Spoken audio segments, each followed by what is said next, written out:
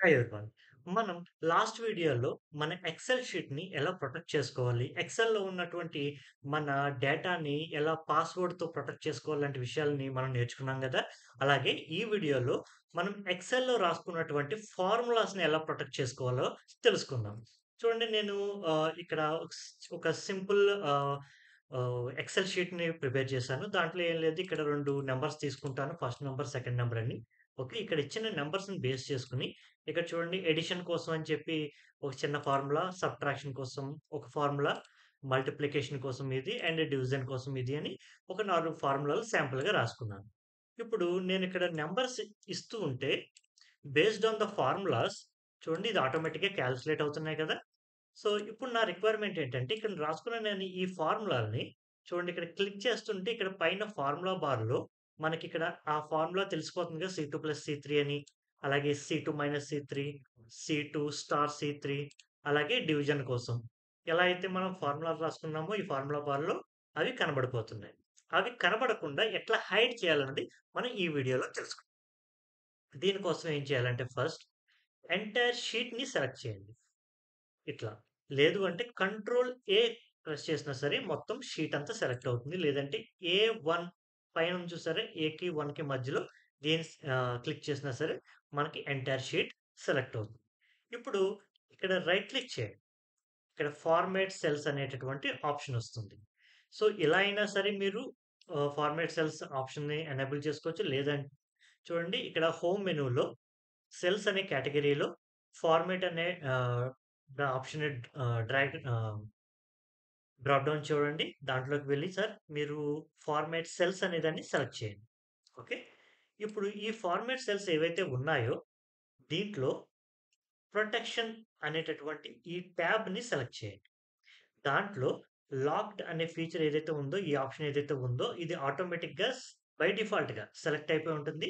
దాన్ని అన్‌చెక్ చేయండి. ఓకే చేయండి. ఓకే. ఇప్పుడు మనకి మన షీట్‌లో ఏవైతే ఫార్ములాలు హైడ్ చేద్దాం అనుకుంటున్నామో, ఆ ఫార్ములాస్ ఉన్న సెల్స్ అన్నిటిని సెలెక్ట్ చేయండి. సో, ఇది చాలా చిన్న డెమో కాబట్టి నాకు ఈ షీట్‌లో ఎక్కడెక్కడ ఫార్ములాస్ రాసాను అన్నది తెలుసు కాబట్టి నేను డైరెక్ట్‌గా సెలెక్ట్ చేసేసాను.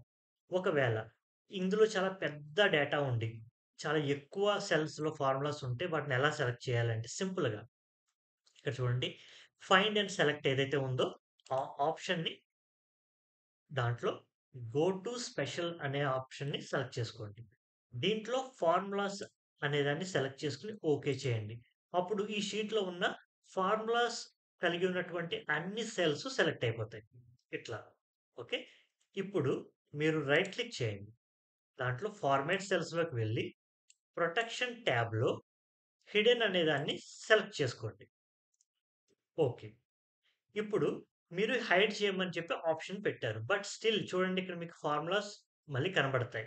సో, ఇప్పుడు మన పెట్టిన ఆ సెటప్ వర్క్ అవ్వాలంటే ముందు దీనికి పాస్వర్డ్ ఇవ్వాలన్నమాట. సో, రివ్యూ ట్యాబ్‌లోకి వెళ్లి ప్రొటెక్ట్ షీట్‌లోకి వెళ్ళండి.